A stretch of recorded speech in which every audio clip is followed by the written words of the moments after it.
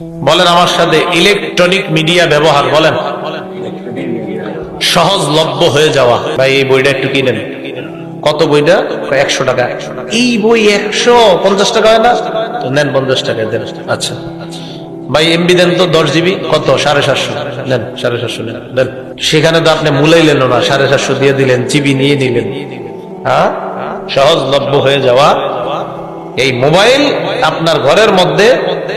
এই বাসায় আসার পর, বাজার থেকে যখন বাড়িতে আসেন, মোবাইলটা এত কি দরকার আপনার হাতে? বাড়িতে আসার পর ডয়ারে রেখে দেন, বিবিরে সন্তানদেরকে সময় দেন, বাসায় এসে সারাক্ষণ। আরে আপনার আর কাজ নাই কোনো? পরিবারকে সময় দেন। 13 নম্বর কারণ, ইলেকট্রনিক মিডিয়া এমন অপব্যবহার। আপনি মনে করতেছেন আপনার সন্তান দরজা লাগায় ভিতরে তাহাজ্জুদ পড়ে, না, সারা রাত চোখের জিনা, কানের জিনা, জবানের জিনা আর কলবের জিনা লিপ্ত আপনার সন্তান। জানেনও না আপনি। ইলেকট্রনিক মিডিয়া ব্যবহার সহজলভ্য হয়ে যাওয়া পরিবারগুলা ধ্বংসের এটা অন্যতম একটা কারণ।